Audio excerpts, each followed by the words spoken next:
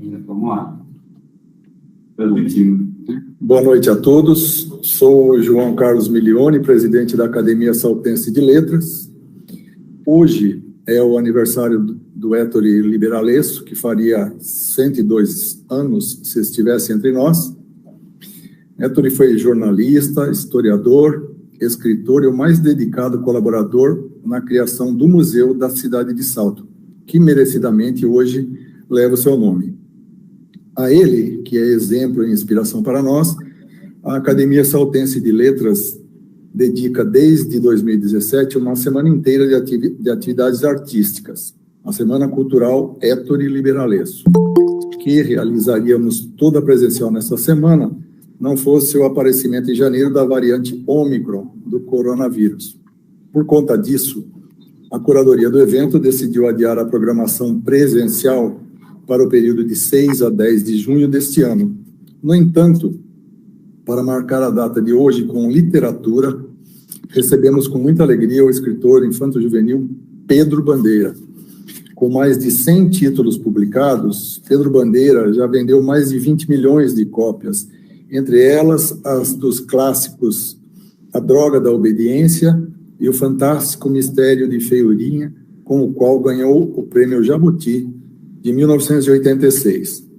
Com a experiência de quem escreve há mais de 40 anos para esse público, Pedro Bandeira abordará em sua palestra a importância da literatura no desenvolvimento da capacidade de ler, escrever e interpretar textos. Antes de passar a palavra ao nosso convidado de hoje, quero agradecer à curadoria que trabalha pela realização do evento e trabalha muito, bem como as empresas que patrocinaram esse evento, a CRCO Ambiental e a Bicalho do meu querido amigo Romeu, Sociedade de Advogados. A todos, agora sim com vocês, Pedro Bandeira. Por favor, Pedro. Gente boa de Salto, meus colegas escritores que estão aí lutando pela literatura da cidade, mantendo viva a vida do livro, a vida da leitura. Porque, meus queridos, vocês sabem, todos vocês foram formados no livro. Todos vocês, a vida de vocês sempre foi a literatura. A literatura como um alimento para a vida de vocês, como um alimento para suas emoções.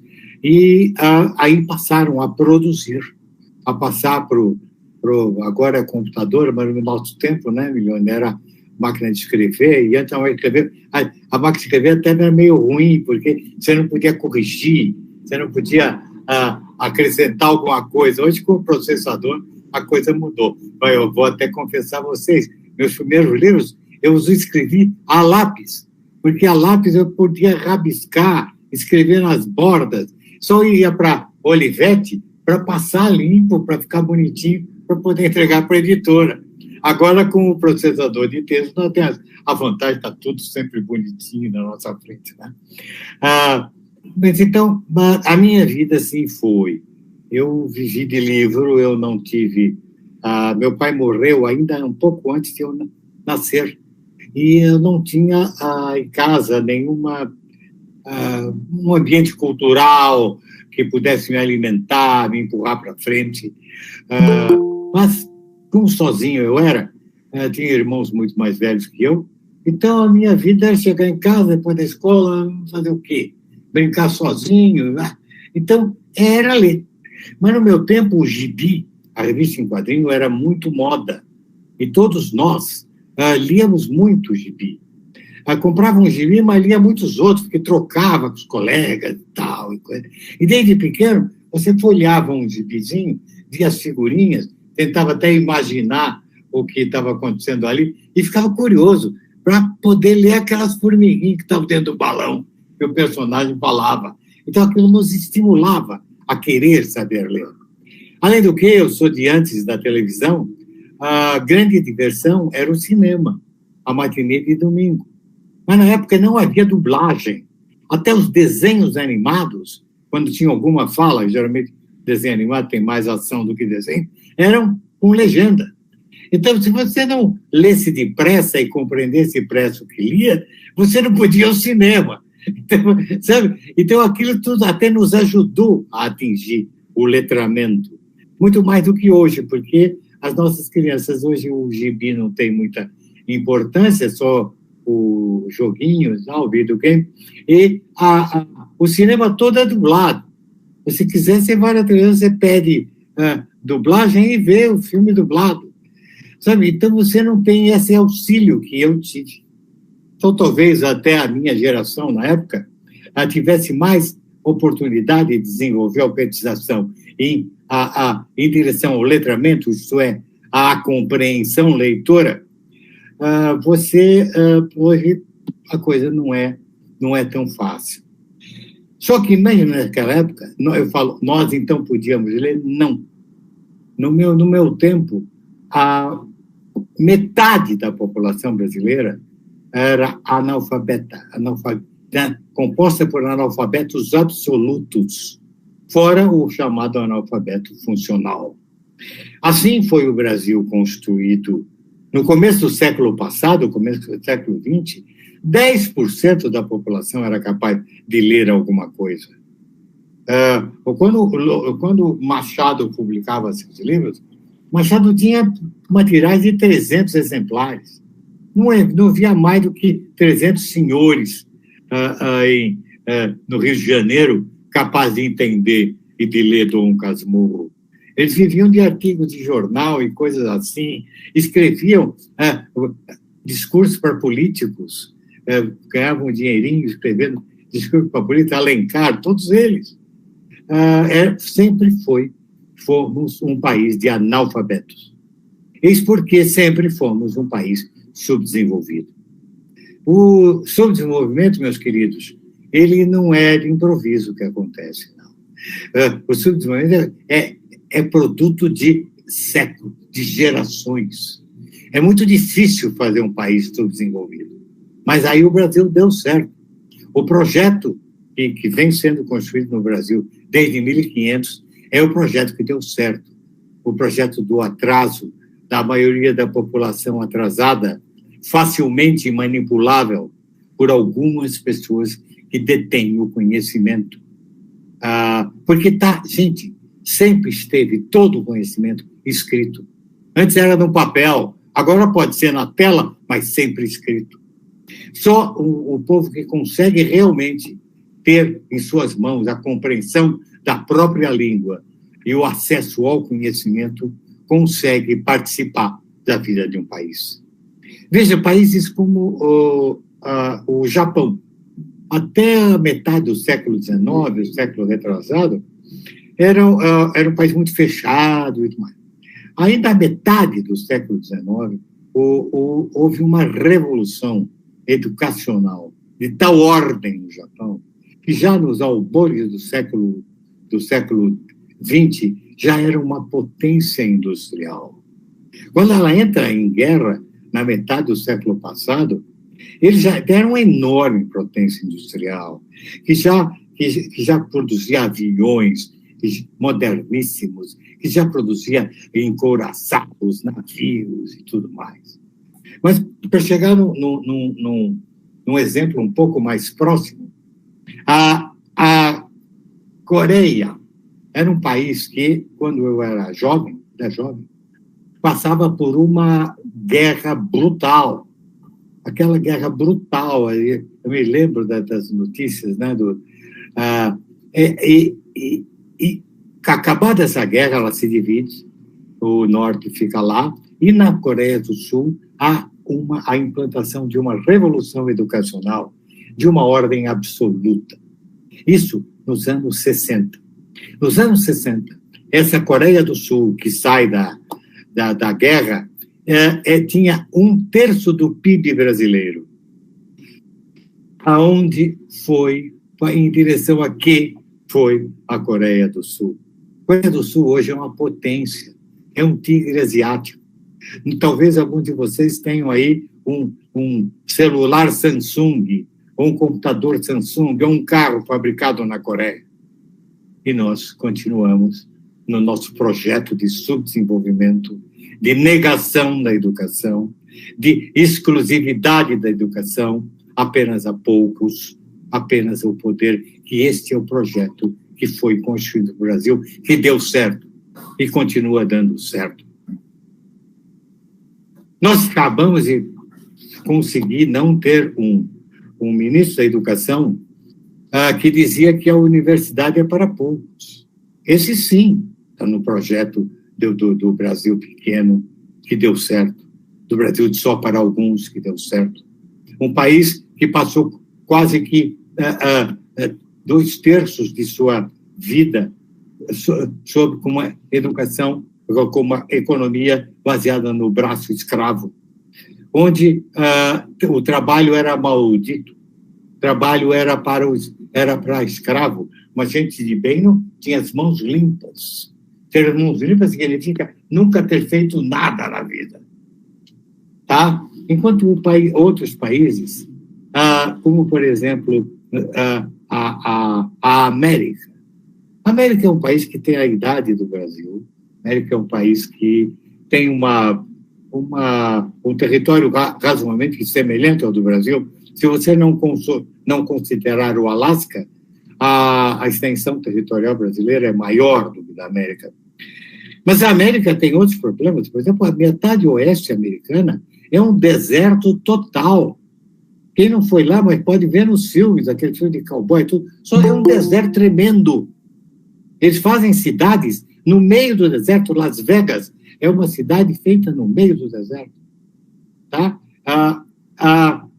Mas este foi um país que só o sul, só uma pequena traça do sul, principalmente aquela região que pertencia ao colonialismo francês, que hoje é onde você tem a Louisiana, você tem a New Orleans, aquela coisa toda, o jazz, é que foi muito baseada no braço escravo. No sul você tinha aquelas fazendas de algodão, de fumo, todas baseadas no trabalho escravo. Só a partir... O norte não. No norte o escravismo não deu certo. Até porque era uma região mais pobre. Uma região com muita neve, uma região...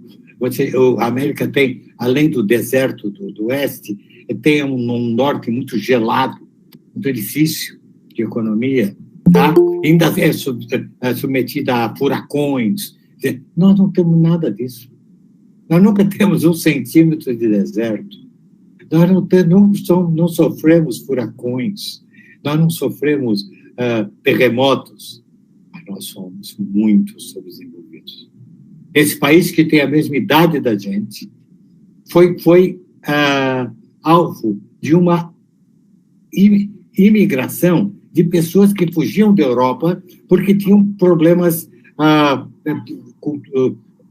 religiosos, problemas políticos, e tinham que fugir de lá, senão o rei mandava cortar a cabeça deles, enforcá-los, e eles fugiam sabendo que não poderiam voltar para a Europa. Vinham no Mayflower, naqueles navios, e quem vinha? Vinham famílias que tinham que fugir da Europa, mas vinham o homem, a esposa, seus filhos, e vinham para trabalhar e fazer uma nova vida. A Inglaterra, que colonizava a maior parte daquela área, não estava interessada em viver da exploração comercial daquela área. Eles estavam muito mais preocupados com o colonialismo da China, da Índia. Eles dominavam o mundo, mas aquele lado, eles deixavam seus imigrantes ingleses, escoceses, irlandeses, suecos, irem lá, eles que trabalhassem, mas pagassem imposto para a Inglaterra. Mas eles não deixavam de trabalhar. Então, quem chegava lá tinha sua terra, já pegava a terra era dele, não tinha que comprar. Nós não. A terra pertencia toda à coroa portuguesa. E a coroa portuguesa oferecia alguma parte desse país, algum nobre, algum conde, alguma coisa, algum português, que muitos nem vinham de lá. Eles possuíam essa terra. E se você chegasse aqui como imigrante, você tinha que trabalhar na terra de alguém. Você nunca podia falar, não, estou trabalhando aqui, a terra é minha, não era tua. Não era tua. Jamais seria tua, a não ser que você a comprasse. mas o imigrante era muito pobre. Tá? E ele, então quem fazia? Você, que tinha o dono da terra, chamava escravo, trazia escravos e fazia aqui uma grande plantação. E assim foi o Brasil, sendo escrita a história do Brasil. Mesmo depois da chamada libertação dos escravos, que foi de uma enorme indecência, porque ninguém disse, agora você é escravo, mas agora você era escravo, agora não é mais. Você trabalha aqui e para aquilo que você faz eu te dou um salário. Você pode sair para outro lugar. Não, não. Olha, você está livre, pode ir embora. Embora para onde? Para onde iam embora aqueles escravos? Onde iam voltar para a África? O que eles iam fazer? Eles foram todos jogados na exclusão, na marginalidade. Tá? E para cá, então, nós resolvemos que nós vamos importar os imigrantes. Mas importavam imigrantes não para dar de terra. Pegavam as pessoas da Europa que estavam com dificuldades por causa da Revolução Industrial, e para cá vinham italianos, portugueses, aí sim, portugueses, vinham espanhóis, japoneses, e vinham aqui para serem agregados às fazendas. Então, eles ficavam nas cidades e tal, e nós temos, assim foi formada a população brasileira. Porque antes, quem vinha para cá? Qual o europeu que vinha para cá? Isso pertencia a Portugal. Muito bem. Então, vinham para cá quem? Famílias portuguesas? Para morar aqui, não. Só vinham os homens. Vinham aventureiros, piratas, degredados. E eles vinham quem? Só homens. Não havia mulher pirata, mulher marinheira. E vinham aqui, e eles precisavam de mulheres. E que mulheres eles tinham? As índias ou as escravas? E assim foram formadas uma população que imediatamente não era cidadão, nem português, nem brasileiro. Brasileiros eram chamados aqueles portugueses que tinham vindo para o Brasil, tinham ficado ricos ou conseguindo algum dinheiro, voltavam para Portugal e lá eles eram chamados de brasileiros. Aqui ninguém tinha cidadania, nenhuma cidadania, e muito menos escola, cultura, jamais. Não havia brasileiros. Aqui, a pessoa que nascia, muitas vezes, do estupro de índias e de escravas, ele recebia na pia batismal o primeiro nome. Ele chamava o padre, eu te batizo, José, João, Alfredo e tal, mas não tinha sobrenome. Ele não era o filho de ninguém. Ele até ficava grande, ia pedir algum trabalho numa feitoria e tal. Chegava lá, escuta, mas como é teu nome? Meu nome é José. José de quê? De quê? José. Tá bom, então você veio da selva, você é o José da Silva. Você não, meu nome é João. Mas que João? João. Tá bom, você está muito penteadinho, vou te chamar de João Penteado. Vou chamar de... E aí você... não, qual é o seu nome? Pedro. Mas que Pedro? É aquele que sai da família que sai com as bandeiras. Então, o Pedro Bandeira. Nós nem família tínhamos. Você vê que, por exemplo, nos Estados Unidos, todo mundo tem sobrenome. Aliás, ele é chamado pelo sobrenome. Se o nome dele é John Smith, você pergunta, como é seu nome? Ele diz Smith. Ele não fala John. Aqui não, como é seu nome? Você vê, meu nome é Pedro. Pedro de quem não importa de quê. Nós aqui nos apresentamos. Esse aqui é meu amigo Alfredo, esse aqui meu amigo Guilherme. Lá não, esse aqui é meu amigo Mr. Anderson, o senhor Anderson, o senhor Phillips. É importante o sobrenome familiar. Nós não, família não era importante. A família só passa a ser agora, a nossa família só vem para o Brasil a partir da metade do século XIX e muito no século XX, com os imigrantes. E aí sim, eram imigrantes pobres que vinham com família. Aí vinha o italiano, até essa época, o Brasil, por exemplo, não consumia nada da cultura portuguesa, porque o homem não transporta cultura. Quem transporta a cultura é a mulher. O homem, ele, normalmente na Europa, ele trabalha, ele vai para o campo, ia para o campo, né, como agricultor. Quem ficava em casa e era responsável por fazer a comida de sua cultura, para educar as crianças, para ensinar as crianças a religião de sua cultura, a ensinar as músicas de sua cultura, as danças de sua cultura. Aqui, esses homens piratas que vinham ignorantes para cá, analfabetos, a maioria, eles vinham para comer o que a Índia cozinhava, ou que a escrava cozinhava. Só vem para cá o caldo verde, a bacalhoada portuguesa, a partir do fim do século XIX, quando vêm famílias portuguesas. Aí vem a comida espanhola, porque vêm as mulheres. Antes não. Nós éramos filhos apenas de homens, muitos de nós eram filhos só de homens, os que são brancos, de homens brancos, mas com suas companheiras, muitas vezes nem companheiras, né? Aqueles piratas que vinham, se relacionavam, não havia nenhuma regra moral. Ele se relacionava com quantas índias ele queria. Ele se relacionava com quantos escravos ele queria. E a criança, por exemplo, estuprada pelo dono, ou pelo filho do dono dos escravos, na senzala, não eram filhos dele. Eles viviam na senzala. Eram novos escravos. Tá? Muitas vezes eles adotavam o sobrenome do dono da fazenda. Tá? Ou então não tinham nenhum sobrenome. É João Cabinda. E assim foi feita a nossa, absolutamente sem escola. A escola só vem para cá muito tarde. E só para a elite. Só para a elite. Imagina se tinha...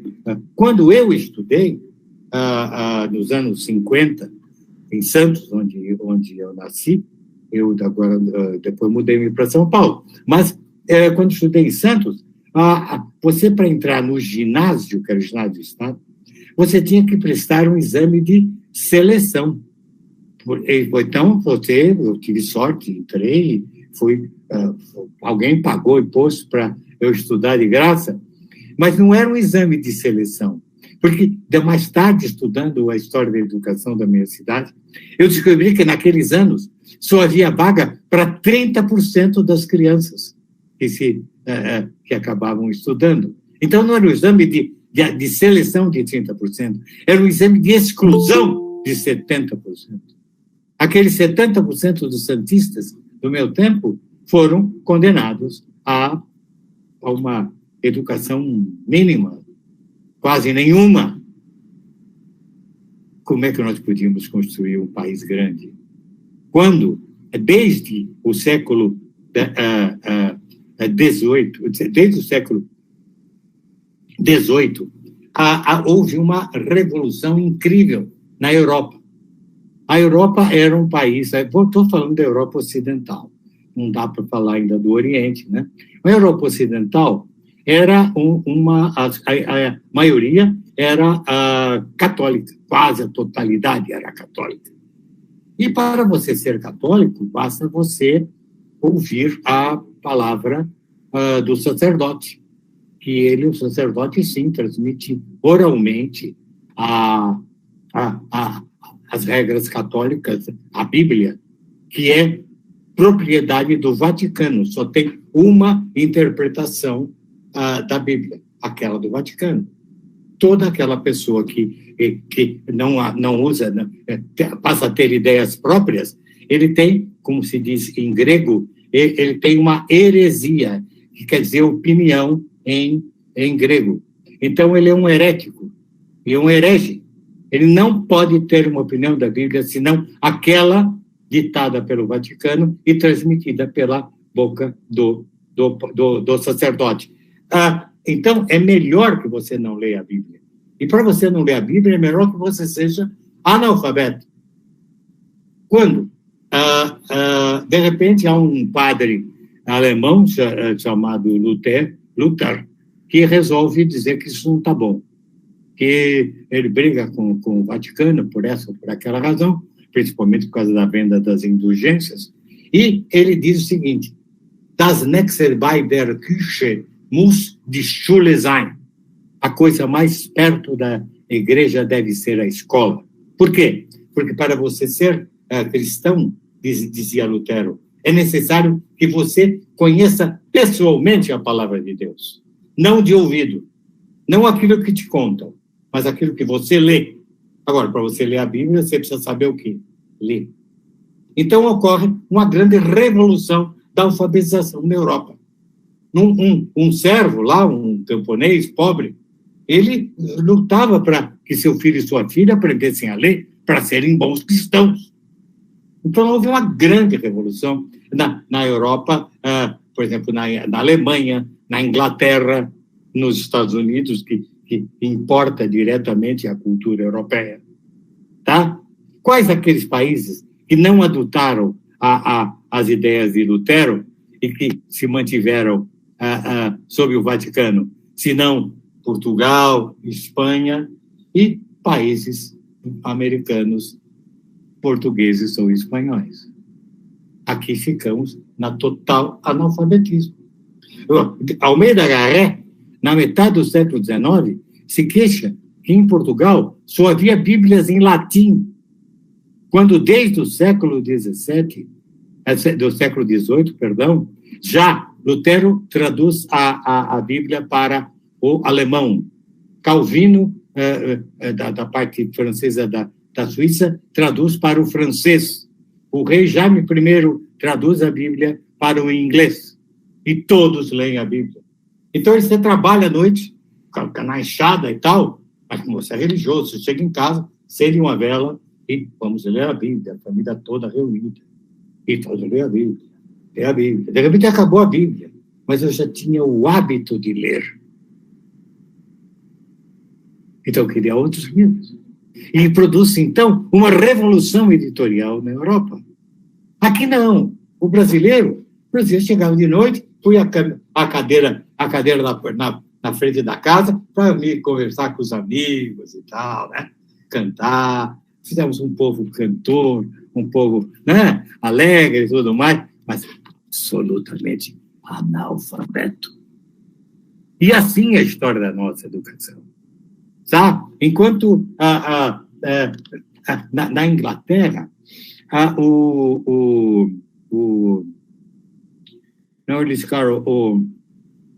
Charles Dickens, ele fazia tanto sucesso, mas tanto sucesso, que nos Estados Unidos ele publicava primeiro os livros dele nos jornais, assim como Machado, como Alencar, né? Em jornais, aos poucos. E cada vez que sabia-se que viria um navio cheio de jornais ingleses, nos portos americanos, ficava gente lá para disputar aqueles jornais que chegavam, para ler o próximo capítulo de David Copperfield, sabe, de qualquer dos livros de Charles Dickens, porque era a novela de televisão da época, né? Todos liam. E por isso, veja, quais os países que fizeram a Revolução Industrial e que ficaram ricos na época, e que são ricos até hoje, se não Alemanha, Inglaterra e Estados Unidos? Quais aqueles que ficaram atrás, se não Portugal, Espanha e países espanhóis e portugueses da América? Porque nunca tivemos direito ao livro, nunca tivemos direito à educação. Então, somente, gente, a partir do fim da ditadura militar, é que o Brasil faz uma revolução, pelo menos de oferecer vaga para todas as crianças brasileiras. Só a partir de 1985, nós começamos a oferecer vaga para todas as crianças, que não havia. A escola era só para poucos. Hoje, pode não ser ainda de grande qualidade a nossa escola, mas há vaga para todas as crianças brasileiras. Então, é possível que nós agora tentemos sair do atraso. Talvez, mas ainda assim, nós tivemos desastres educacionais enormes no Brasil. Sabe, como esse ministro que dizia que a universidade é para poucos mesmo, que criança precisa sentir dor. A Assim como escravo só trabalha se sentir dor. Criança só estuda se sentir dor. É um homem que tenha mais moço que eu, bem mais moço que eu, ele quer a volta da palmatória, porque a criança não aprende se não sentir dor.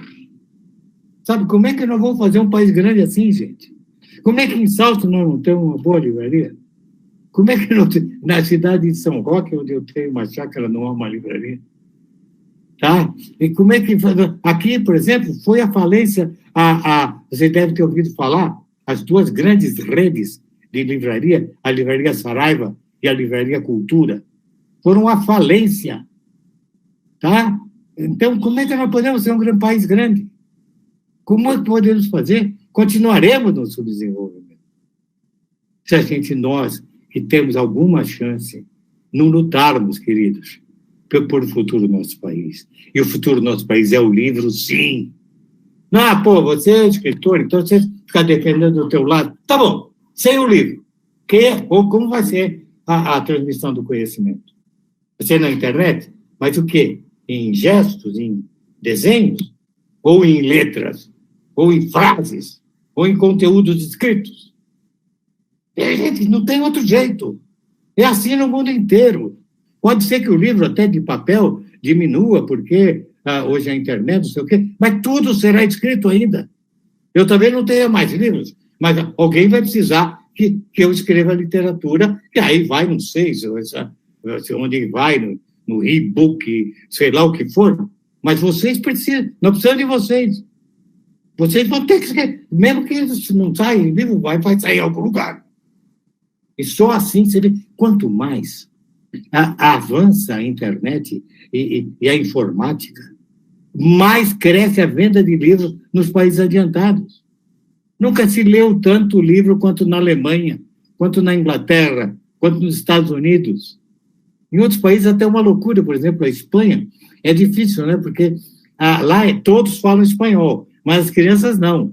As crianças podem até falar, eles têm aula de espanhol como língua estrangeira, porque, de um lado, as aulas são em basco, no outro, as escolas são em catalão, no outro, as escolas são em andaluz. Então, para você publicar um livro na Espanha para criança, você tem que publicar em várias línguas. Porque se publicar em espanhol, só em Madrid que eles vão ler. A criança, adulto lê, claro, né? Todos falam espanhol bem. Mas, sabe, não dá na Índia, por exemplo, a Índia fala o quê? Tem 300 línguas. 300 línguas. É uma loucura, né? Só, assim, realmente é onde a aula é dada só numa língua, aí você tem a França. A França cuida bem da língua dela. Lá só se fala lá na França, né? A Inglaterra também pode ter seus dialetos, mas lá não. Todo mundo tem que falar a língua do Shakespeare e tal. E nós temos essa chance. Nós todos falamos português. Eu agora não estou mais, por causa da Covid, parei de viajar. Mas eu, como escritor para crianças, durante toda a minha carreira, o que eu viajei por esse país, era bonito, gente. Era bonito. Uma vez eu estava na feira transamazônica, aquele calor de Manaus, estava eu na feira. Mas aí eu tinha já marcado uma outra palestra que eu tinha que dar em Ijuí, no Rio Grande do Sul. E eu vim pingando de aviãozinho em aviãozinho, até chegar em Juí. Eu estava no meu país. Eu peguei do meu país para o meu país, porque eu viajei da minha língua para a minha língua. E de Manaus ou em Juí, com diferentes sotaques, mas da minha língua. Nós temos o poder que tem a América, o poder que tem a Inglaterra, o poder que tem a França, o poder que tem a Alemanha. Nós somos a nossa língua. Tá? Mas então temos que dar acesso à nossa língua a todos os brasileiros. Não aquela meia dúzia que antigamente tinha direito porque era da elite, mas absolutamente todos os brasileiros. E é preciso que as famílias entendam isso, que as famílias apoiem a escola. Não adianta você dizer, agora vamos ter uma eleição, nós vamos eleger um bom presidente. Você acha que são os presidentes que fazem o seu país? Vocês acham que foram os imperadores japoneses que fizeram o Japão? Ou foi o trabalho duro do povo japonês? A América foi feita por grandes presidentes. Nós tivemos o Trump, tivemos o Reagan. Não, foi feito pelo trabalho duro do americano. É o povo que faz o seu país. E o nosso, por que não pode fazer? Porque não sabe. Porque nunca teve acesso ao conhecimento. Porque nunca teve acesso ao livro. A missão de vocês é muito grande, queridos. Vocês têm uma academia e vocês têm que lutar junto da educação de sociedade. Tá? Apoiar, visitar as escolas. Vocês visitarem, eu sei, é cansativo, mas vocês têm que visitar a escola, conversar. Você, Walter, Bernardo, você tem um livro, você tem ideia, visitar, falar com as crianças, apoiar os professores, o que eles precisarem. Esses professores que são desprezados nesse país, que ganham pouco e que não têm nem o respeito social. Ninguém respeita o professor. Você fala para uma menina que tem jeito para ser professora, você fala que você vai fazer pedagogia. Eu não, o professor ganha muito pouco. Eu vou estudar informática. E você perde uma futura grande professora. O professor não é respeitado, o professor ganha pouco. Tá? Vocês têm uma ideia? O Japão é imperado, não é governado, mas é imperado por um imperador. Sujeito muito importante. Ele é o filho do sol. Ninguém nem olha para a cara dele. Se ele passa, todo mundo tem que se curvar. Pode que botar a cabeça no chão. Mas, por tradição, há só uma categoria profissional que nunca se curva na frente do imperador. É o professor japonês. Sabe, em 1997, o imperador Akihito e sua esposa vieram em visita ao Brasil, mas só foram a Brasília, não foram a nenhum outro estado. E, ao chegar lá, a imperatriz manifestou o desejo de conhecer professores brasileiros. E aí o Itamaraty, aquela coisa, né, agenda lotada, aquele cerimonial, aí falaram, vamos fazer o seguinte, vamos levar para ela representantes do professor brasileiro. Então, falaram com duas que estavam em Brasília na época.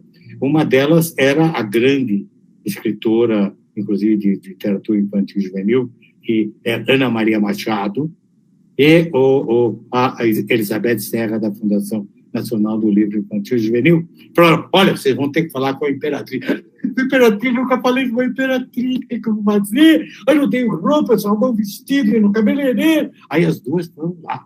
Nossa, falar com a imperatriz, nossa, tá. Aí foram no hotel onde estava a imperatriz.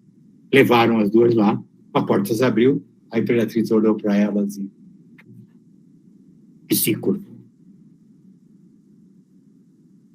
O presidente, que era Fernando Henrique Cardoso, e a primeira-dama, que foi minha professora, Ruth Cardoso, eles não se curvaram na frente do presidente brasileiro, mas se curvaram na frente de duas professoras brasileiras. Eis por que o Japão é grande. Eis por que nós somos pequenos. Essas crianças, essas mulheres que a gente despreza, tá? Que a gente despreza, elas podem construir uma nova geração diferente e mais poderosa que a atual, com mais conhecimento. Porque nós, gente, nós somos analfabetos. Nós somos analfabetos funcionais. Vocês acham que a maioria do povo brasileiro é capaz de compreender o discurso de um político e votar bem? Ele nem entende o que o político fala. Ele nem entende. O Brasil grita muito, vai votar desse porque você é machão, vou votar nele. Não tem nem ideia do que o cara está falando. O universo vocabulário do brasileiro é tão pequeno que ele não entende. A maioria dos brasileiros é incapaz de entender o português falado numa novela de televisão.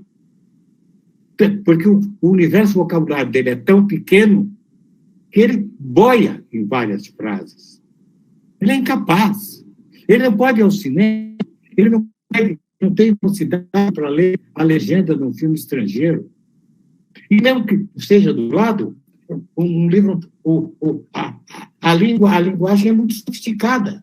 Nós sabemos que um analfabeto consegue viver e morrer manipulando apenas 1.500 vocábulos da língua portuguesa.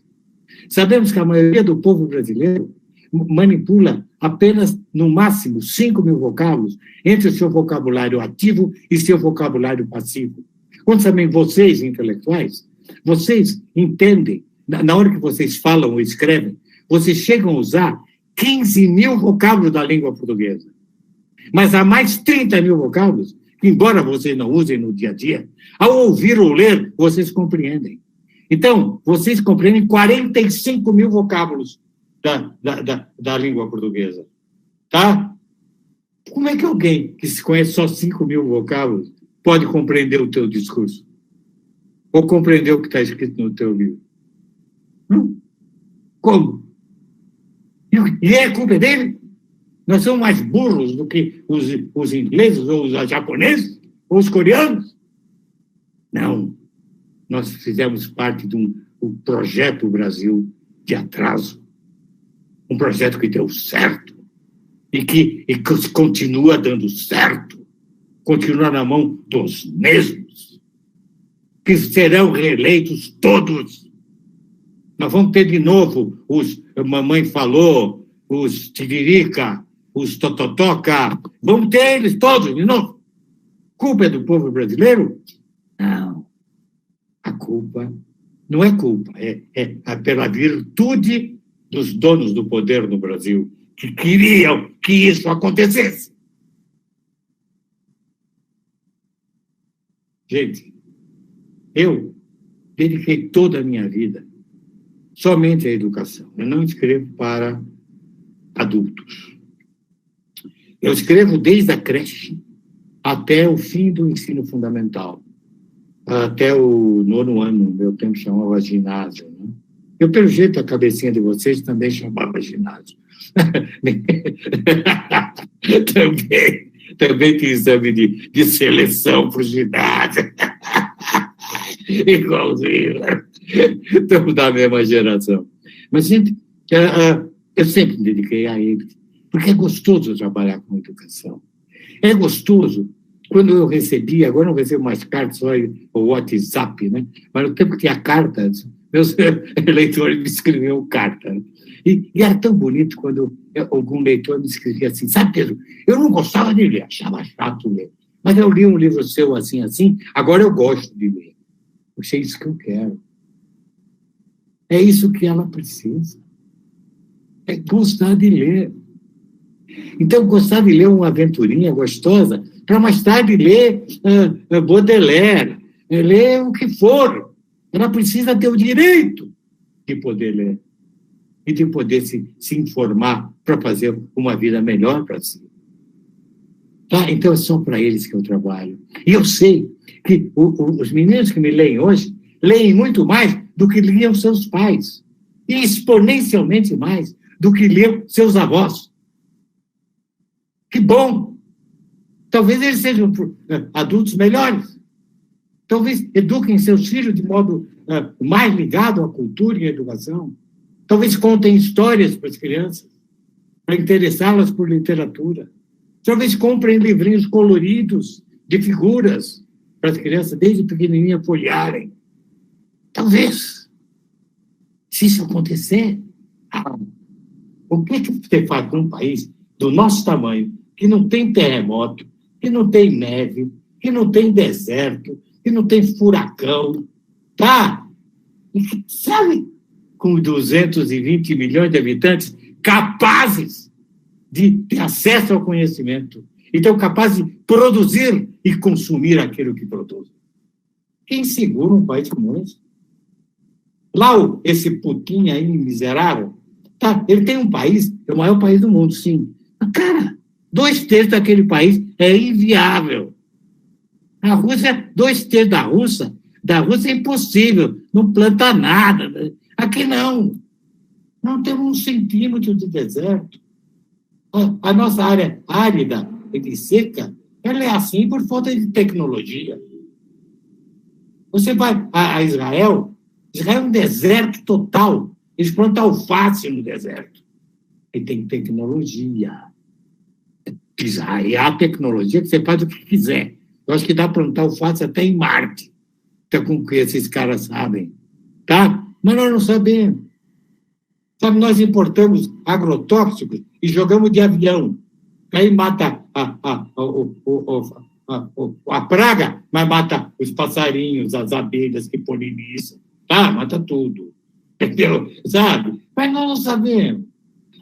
O nosso agricultor, você acha que ele sabe ler o rótulo entender o rótulo daquele defensivo que ele compra? Sabe nada. Ele diz, olha, você bota meia xícara disso, meio copo, tá? E joga lá, sim, senhor. Não tem a menor ideia. A ciência aqui não tem o menor lugar. Sabe, a gente corta verba de ciência, verba de pesquisa. Tá? Realmente, isso não importa. Mas vai gastar dinheiro com essa besteira de ciência. Né? Então, não é bacana? Vamos ganhar dinheiro, vamos vender mogno da Amazônia. Tá?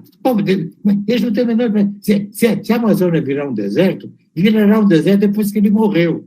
Então, não importa, eu estou ganhando dinheiro hoje. Depois que eu morrer, que seja deserto.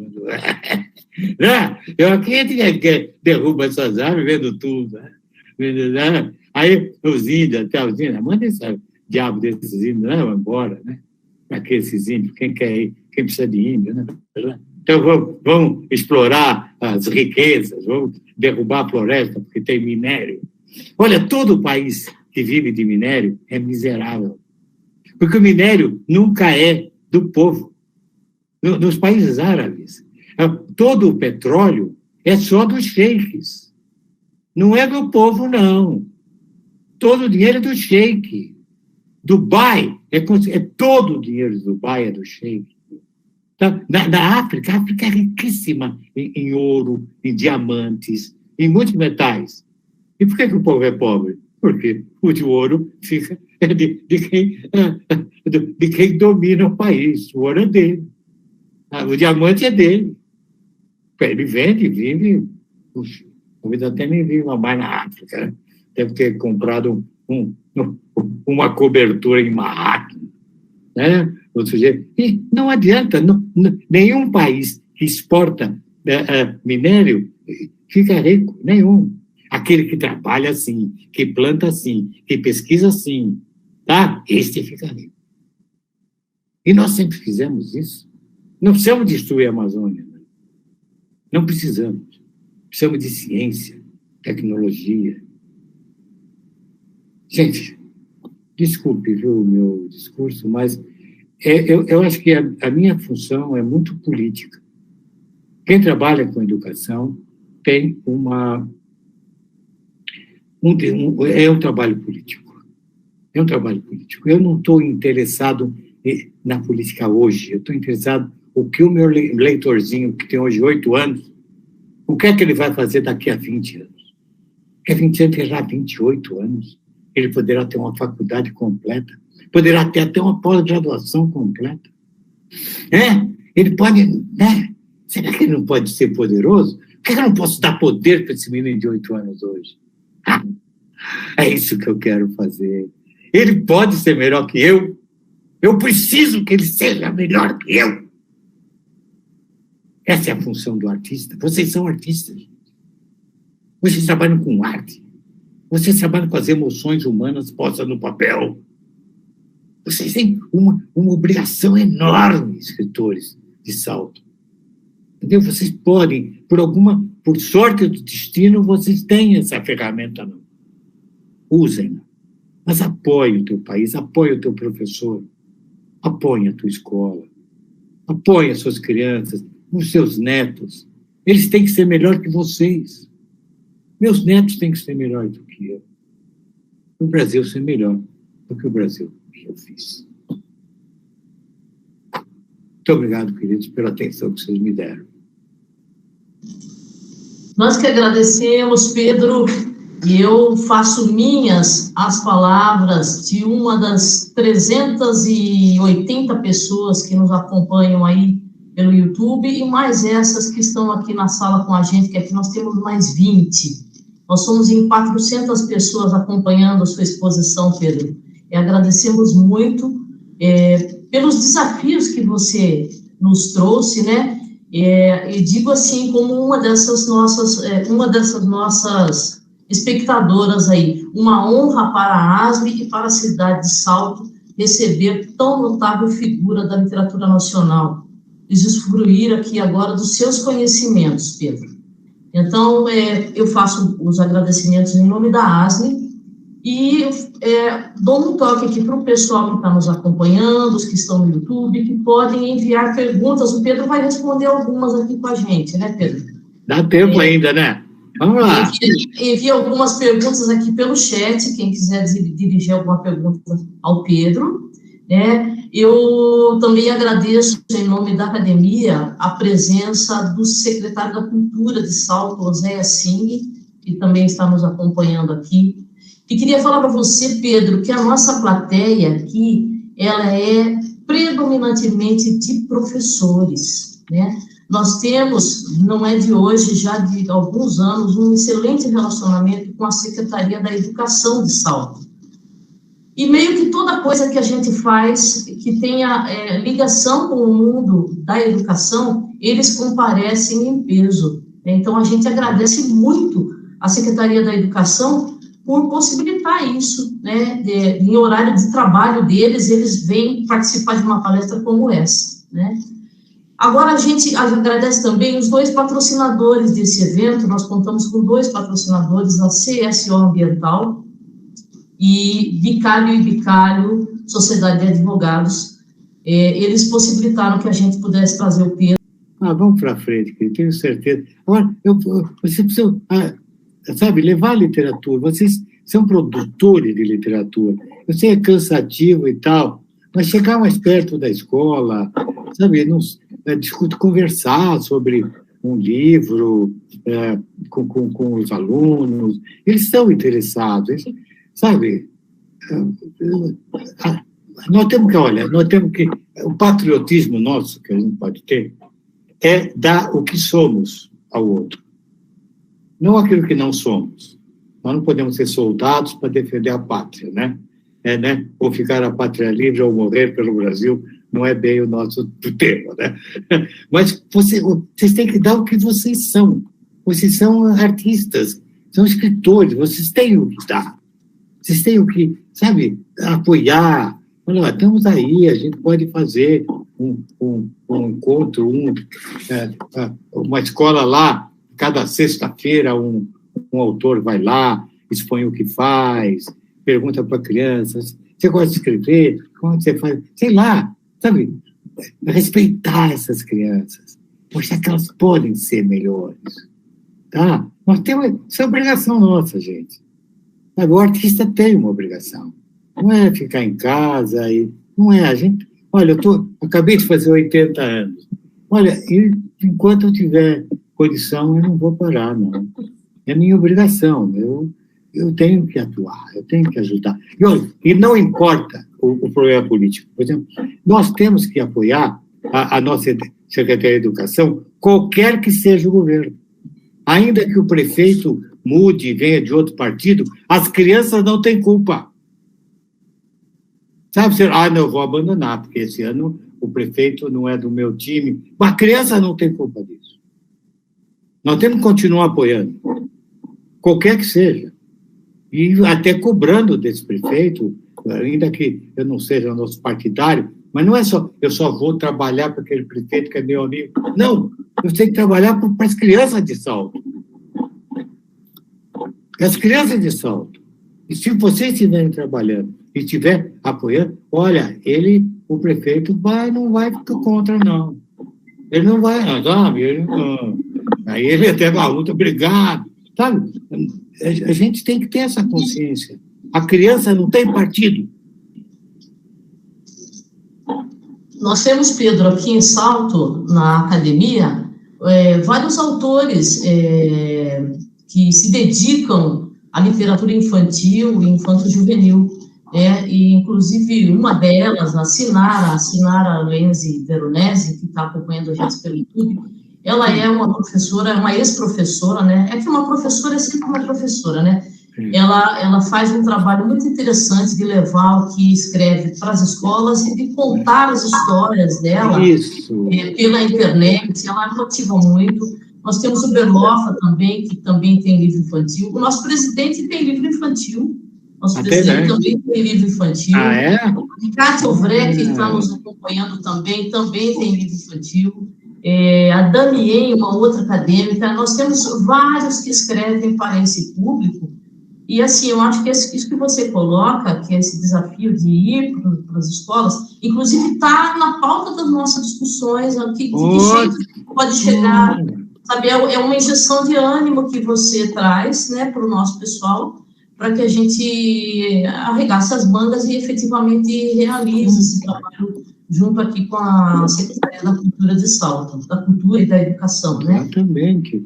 Eu sou sua fã, Pedro, não é de hoje que eu sou sua fã, e aqui também no público que nos acompanha tem um monte de elogios para você, de gente que lê desde os primeiros livros seus, e uma coisa que eu percebi, porque um dos seus livros foi alvo de um estudo meu na pós-graduação em Língua e Literatura, é Proibido Miar, né?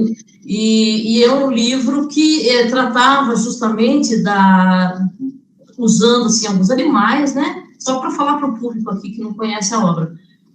Falava de gato e de cachorro, né? Na verdade, um cachorro que miava em vez de latir, né? E aí o Pedro levou essa questão do ser diferente, do ser quem é e de poder ser quem você é, independente daquilo que se espera de você ou de que é obrigado a você. Você é obrigado a latir, você não pode miar. Então, eu faço uma pergunta para você, Pedro. Essa temática, né, de respeito às diferenças, é uma temática que é delicada, né, para a gente lidar com o público infantil, infanto-juvenil. Você acha que a gente deve arregaçar a manga e levar todos esses temas importantes para o público infanto-juvenil? Claro, mas veja, a humanidade sempre levou esses problemas, mas através de metáforas para os menores. Porque você não pode falar cruamente. Veja, ontem eu ainda fiz uma conferência sobre a Chapeuzinho Vermelho. A Chapeuzinho Vermelho é uma história, sei lá, centenária ou milenária, muito antiga, né? Foi recolhida pelo Perrault, mas isso deve ter contado há 500 anos. E é uma história que mostra uma série de problemas. É uma menina que, de repente, ganhou uma capinha vermelha. Então, a mãe diz, cuidado com o lobo. Não o lobo que morde, com o sedutor. A capinha vermelha é uma metáfora da menarca. Ela se tornou uma mocinha. Então, não dê ouvidos ao desconhecido. Se chegar um desconhecido com aquele papo nheque-nheque, vai dar problema. Entendeu? Então, olha, minha filha, você vai por essa estrada, não por aquela. E a menina fala, eu já estou grande, eu vou por aquela. E quebra a cara, e tem problema. Você vê quanta coisa tem na Chapeuzinho Vermelho, mas metaforizada. Metaforizada. Não, você não pode falar de relação sexual para uma criança. Então, você fala que o lobo vem e come você. Né? Mas você vê que não é um lobo animal. Ele é um carinha, um vigarista, que tem uma fala mole, né? Então, é por isso que a literatura infantil é importante, porque ela fala de grandes problemas, mas metaforicamente, não de uma maneira agressiva e nem realista, que a criança não perceberia. Mas aquilo fica na cabeça. Eu não posso dar bola para a gente e vir aí, pode ser o lobo. Entende? Você já está... Porque você não pode proteger teu filho, teu neto, o tempo todo. Então, eu tenho que fazer com que ele saiba se proteger. Então, se vier um sujeito, hoje ele está falando tanto da pedofilia, né? Vem uma pessoa com um papo desse, ele sai correndo. E correr mais, ele corre, porque ele é novinho. Correr, ele sabe, entendeu? Então, vamos correndo. Então, a história do Chapeuzinho pode permitir que uma criança resista ao absurdo, e você sabe que acontece mesmo. Né? Acontece mesmo hoje em dia. Imagina aquele tempo que as pessoas viviam em casinhas isoladas, uma criança tinha que atravessar um bosque. Imagina se não acontecia barbaridades, né? E isso acontece hoje. Então, essa história servia como orientação de vida. Todas as histórias de fadas são assim. Todas as histórias de fadas é metaforicamente. Como eu fiz metaforicamente. Eu faço que um cachorro resolve ser poliglota. Então, ele resolve miar, aprender a miar. E todo mundo vai contra. Como? Cachorro não mia? Você que aqui, não mia, e ele é perseguido e tal. Isso é o chamado bullying que a gente faz hoje em dia. Com várias razões. Veja você o que quiser. Inclusive, tem gente que usa isso quando aparece um caso de homossexualismo, por exemplo, na escola. E aparece, tem, claro, né? Então, você pode tratar isso de uma maneira metafórica. Vamos respeitar o outro. Ou a criança é muito gorda, aí ela persegue, você é gordão e tal. O outro que usa óculos, eu usava óculos, me chamava quatro olhos, quando eu era criança. Então, esse bullying, hoje a gente chama bullying. No meu tempo, ninguém não era bullying, não. Essa palavra não existia para nós. E a gente tem aqui uma manifestação da Inácia Bezerra, Pedro, Inácia Bezerra dos Anjos. Ela disse o seguinte, que para os governantes não é interessante que haver uma população inteligente e crítica, por isso não se valoriza a educação no Brasil. Você colocou isso como se fosse não uma responsabilidade só dos governantes, que na verdade eles acabam realmente não fazendo nada. Mas como é que a sociedade vai cobrar isso? A sociedade civil, como é que você acha que se daria isso, Pedro? Olha, em primeiro lugar, a gente individualmente tem muito trabalho. Se a gente conseguisse fazer com que os pais fossem mais atentos, ajudava muito. E às vezes não é. Você foi professora, você viu que na hora que o professor convoca uma reunião de pais, só comparecem os pais das crianças que nem precisavam comparecer. A criança é boazinha, faz tudo direitinho. O pai do capetinha nunca vem na escola. Tá? Então, a gente precisaria mais apoio das casas. Sabe, você tem, por que parece, Rose, o Brasil é um dos poucos países do mundo, acho que é o único, que adota a literatura na escola. Por quê? Porque nós outros não precisamos adotar, os pais cuidam disso. O papai compra livrinho, a madrinha dá livrinho no aniversário, entendeu? A mamãe conta história para a criança dormir. Não tem, na Alemanha não adota livro, não precisa. Aqui precisa. Se a escola não adotar livro, a criança jamais verá um livro na frente. Tá? Então, porque nós estamos atrás. Mas nós precisamos acelerar isso. Mas precisamos muito da família. Olha, nós é que temos que trabalhar, sabe, gente? As coisas não acontecem do dia para a noite só porque a gente quer. Mas o Brasil de hoje é melhor do que era no meu tempo. No meu tempo, metade era analfabeto. Hoje, não. Hoje só tem uns 7%. E são pessoas mais velhas. Tá? As crianças já não é tanto, entendeu? Agora temos que ajudar. Agora, com a Covid, muita criança deixou de voltar para a escola. Não temos que... Sabe, a família tem que lutar para essa criança voltar para a escola. Passou 2 anos longe da escola. Vai ser um sufoco acelerar essas crianças, tá? Por isso que eu penso, o nosso trabalho, vamos fazer a nossa parte, tá? Você diz, olha, as coisas vão mal, mas a minha parte eu faço, tá? Eu escrevi esse livrinho, eu vou contar essa história para aquela, sabe aquela escola de salto lá da periferia? Sabe aquela escola de criança isolada? Eu vou arranjar um tempinho, vai, estou cansado, arranjar um tempinho, vou lá, vou mostrar o livrinho, vou contar a história, vou valorizar essas crianças. Então olha, eu sou dirigente, eu não posso impor a minha vontade, mas eu posso trabalhar a minha parte. Eu tenho que chegar em casa e dizer, olha, a minha parte eu faço. A minha parte eu faço o que posso.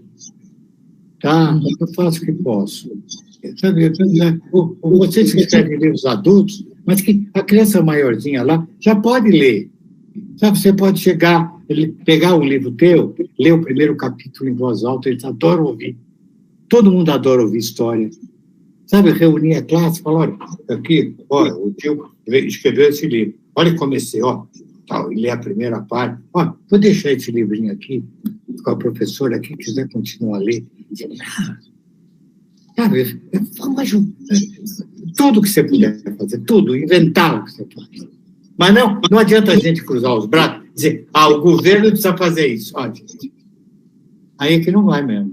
Não vai acontecer, né, Pedro? Professor, só mentiroso. Professor Pedro, tem uma pergunta inteligente de uma mulher muito inteligente, por acaso é minha esposa, mas ela pergunta o seguinte, na opinião do senhor, as histórias infantis necessariamente têm que levar um fundo moral, porque hoje se fala muito, né, uma educação moral, enfim, a gente pode simplesmente estimular a criatividade e a ludicidade. Qual é a visão do senhor? Eu acho que moral não. Eu acho que ela tem que falar sobre emoções. Veja, tem uma história linda, antiga, que é a do João e Maria, que as crianças são abandonadas pela família na floresta. Esse é o maior medo de um bebê, de uma criança pequena, ser abandonado por papai e mamãe. Ela morre de medo. Já notou, às vezes, tem uma criança brincando pequenininha, e ela está brincando, corre por aí, de repente ela olha em volta, não vê a mãe, ela começa a chorar na hora.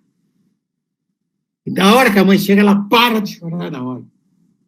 Tá? Então, quando ela ouve a história do João e Maria, mas está no colinho da mamãe, no quentinho, ai, que medo, João e Maria foi abandonado. Mas eu já vi, eu não vou ser abandonado.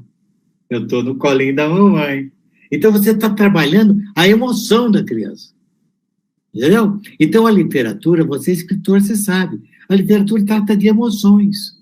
O Shakespeare não tratava dos reis da época dele.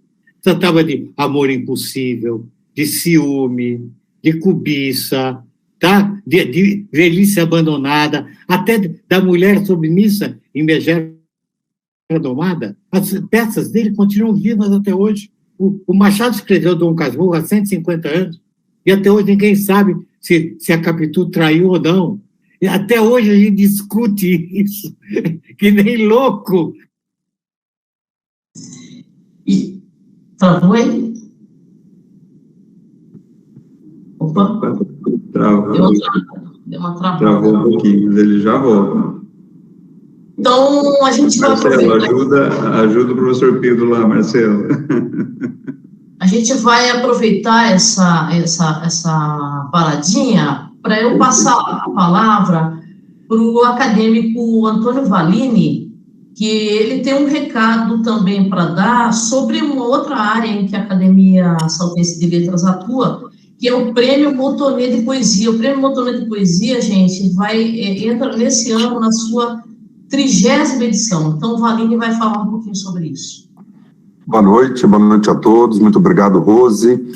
Nós gostaríamos de aproveitar essa noite festiva, em comemoração a Ettore, com a presença do Pedro Bandeira, para marcar também o lançamento do site oficial da 30ª edição do Prêmio Motonê de Poesia, cujo link nós acabamos de postar. As inscrições começam no próximo dia 12 de abril. A temática do prêmio nesse ano é pós-moderno, pós-tudo, e nós temos aí uma categoria infanto-juvenil de 11 a 14 anos, e ficaríamos muito felizes de contar com a participação dos alunos da Rede Municipal de Salto. Conheçam o regulamento, ele está à disposição aí no YouTube, e será um prazer receber trabalhos de alunos e professores da nossa cidade. Muito obrigado. Eu não sei se o Marcelo Continelli, que está aí, podia falar alguma coisa, dizer para a gente... Acho que ele está ajudando o professor Pedro a voltar, né, Marcelo? Ah, legal. Então, Só pessoal, aguenta aí que o professor Pedro ainda volta, viu? Reforçando, né, que essa atuação que o Pedro Bandeira coloca nesse desafio para a gente da academia de atuar junto às escolas, também pode se manifestar agora justamente com essa oportunidade do Prêmio Motonê. Existem essas categorias infantil e infanto-juvenil que no ano passado tiveram pequena participação. Então, talvez a gente pudesse envidar esforços para que nesse ano vai ter um período grande de inscrições aí, eu acho que tem uns 4 meses de inscrição, dá tempo de trabalhar poesia com os estudantes e eles ainda produzirem algo a tempo de concorrerem nesse prêmio, né, que sempre um concurso, uma premiação é motivador, né, então é uma maneira de a gente motivá-los a escrever. José, se me permite, já temos escritura, a Sinara não está, né? Mas tem o João... A Sinara não está aqui, está acompanhando pelo YouTube. Ah, tá. Então, vou perguntar ao nosso presidente, que tem 2 livros infantis, eu queria saber, quando o professor Pedro volta, João, qual é a sua visão sobre o papel, se é que existe algum papel principal para a literatura infantil, para os livros infantis? Na sua visão. Tá. Bom, eu acho que deu algum probleminha aqui. Tá. Tá. Eu acho muito importante. Eu acho super importante o livro infantil e, assim, relembrando o que o Pedro falou, o conjunto todo favorece a compreensão, a interpretação de texto. Quanto mais a criança lê, mais ela começa a aprender de fato o que significa a leitura num todo. Por exemplo, quando o Pedro falou que na nossa época a gente lia gibi, que hoje em dia já não é muito lido, quase não tem mais, mas o gibi, para mim, ajudou muito a desenvolver a minha leitura, a leitura rápida, né? E o livro infantil, eu acho que vai pelo mesmo caminho. Hoje em dia a gente não tem mais a mania que a gente tinha antigamente, a onda de ter a leitura do gibi. É outra coisa. Mas, assim, todo livro infantil, na minha opinião, é uma ferramenta de aprendizado para desenvolvimento da leitura. Independente... Estimula a leitura, independente se ele tem um fundo moral, se ele tem uma história X ou Y. Eu acho que o mais importante é o desenvolvimento da técnica da leitura, porque a partir disso, né, é que você vai adquirindo gosto e que você vai adquirindo mais conhecimento, né, novas experiências através de conhecimento. Tudo que acontece na vida da gente é através de adquirir mais conhecimento para que novas experiências venham e a gente possa evoluir. Então, eu acho que o livro infantil é uma ferramenta importantíssima para a evolução de qualquer criança. Estou perguntando isso que você pode colocar aí. Recentemente vi uma palestra de uma professora de literatura e ela falava sobre a função da arte, né? E ela falou que a arte não precisa ter uma finalidade, ela pode simplesmente, né, não ter finalidade, o artista não precisa necessariamente, e aí eu ia colocar nesse sentido, será que a literatura, qual é o papel da literatura infantil? Hoje em dia se invoca muito o papel moral de tudo que se faz nessa vida, e parece que a literatura tem esse papel de estimular a leitura e de divertir, né? Claro que nós estamos nessa onda de tudo tem que ter uma finalidade moral, eu acho que tem, né? A moral precisa ser as discussões do certo e errado, não precisam existir, lógico, mas eu acho que quando você vai para a infância, né, a gente tem que tomar uma opinião minha, né? Eu dou aula para universitários, né? Então não tenho noção muito próxima do que é a educação infantil, a não ser os meus filhos e com minha esposa, que também foi professora. Mas eu acho que, assim, essa questão, por isso a pergunta que a Mirna fez, né? E parece que hoje a gente tem carregado um pouco nessa questão moral na eternidade. Isso tem um peso. O professor Pedro falou, me parece perfeito. Olha, a gente tem que sim mexer com as emoções, alegria, tristeza, para que as pessoas, né, para que as crianças aprendam a conviver, aprendam a trabalhar isso que vem, que é natural. Né? Obrigado pela resposta, João. O senhor volta, Marcelo? Eu acho que o professor deve ter tido algum problema lá, o Pedro. Eu não sei se ele volta, né? Marcelo pediu mais um minuto.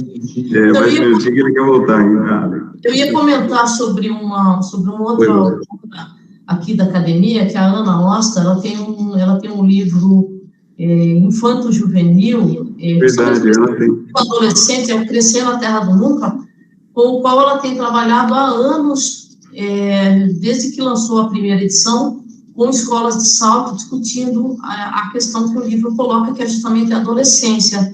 E só para assim, aguçar, né, o Crescendo vai ter segunda edição, brevemente, e a Ana vai continuar com esse trabalho junto às escolas. Então, é mais uma autora nossa que também tem um trabalho bem bacana.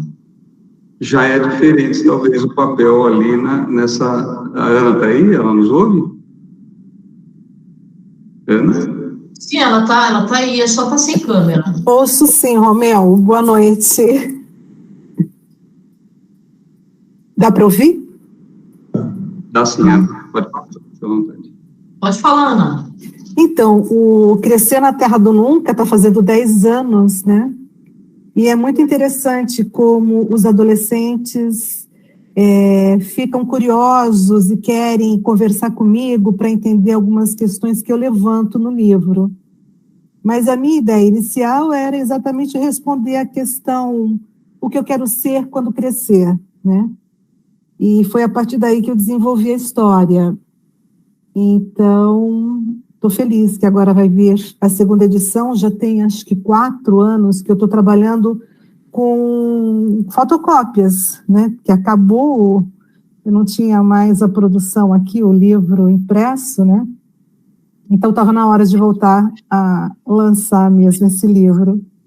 Obrigada, Rose, pela lembrança. Agora eu consegui voltar, gente. Pedro, quase que ia me despedindo de você. Agora, hoje foi aqui que caiu a internet. Pedro, o meu assessor na casa dele. Tá... Diga, querido. Diga, Rose. Antes da gente encerrar, porque eu ia encerrando, tem uma pergunta aqui para você, para a gente encerrar com essa, tá bom? Tá bom. Depois de quase 2 anos da pandemia, fica difícil trabalhar com o emocional das crianças. Tem algum livro, alguma história que ajudaria aos professores a trabalharem com essas emoções? Como ajudar essas crianças utilizando a literatura ou livros? É uma pergunta da Silvia Iori, da Escola Sermos 3, aqui de Salto. Eu não sei qual é a série, qual é o ano que você dá aula, Silvia. Eles são do infantil. Do Fundamental 1. Fundamental 1. Olha, eles querem colo e voz de professora. Tá? Conte muito, abra um livro e conte história. Todo mundo gosta de ouvir histórias. Já andou, Rose? Você está numa reunião social, todo mundo tomando um negócio, conversando, fazendo barulho, alguém fala bem alto. Gente, vou contar uma piada. Todo mundo cala a boca, fica quietinho. Todo mundo gosta de ouvir, né? Então, até adulto gosta de ouvir. Então, conte muita história. Não vem com matéria. Fala, Silvia, né? Fala para Silvia. Não vem com matéria, não vem com conteúdo. Nenhum conteúdo. Só contar a história e conversar sobre a história. Pega uma historinha gostosa, simples, lê para elas. Tá? Se você é educação infantil, educação infantil, né? Antes do 1º ano. Então, lê, porque elas estão totalmente fora. Elas pararam 2 anos sem brincar com criança, da idade dela. Foi uma crueldade, isso nunca aconteceu antes. Na minha vida não aconteceu. Uma criança passar 2 anos sem brincar com outra criança. Isso foi horrível. Então, programa contar a história. Contar a história e conversar dessa história com ela. História simples, de preferência com humor. Tá? Uma história que faça a criança rir, tá? Achar engraçado. Versinho. Olha, eu queria mostrar para você, não estou aqui, bom, pega eu tenho vários livros de poesia com historinha. Eu tenho um livro, fala para ela, vê se ela tem Fábulas Palpitadas. Eu peguei fábulas famosas, antigas, e contei tudo em versinho. E o versinho, somente a redondilha, é mais fácil para a criança absorver. Batatinha quando nasce, esparrama pelo chão. Minha terra tem palmeira, onde canta o sabiá. Anda mesmo aqui com gente, não gojeio como lá. Isso é fácil, porque segue o hausto natural da respiração humana.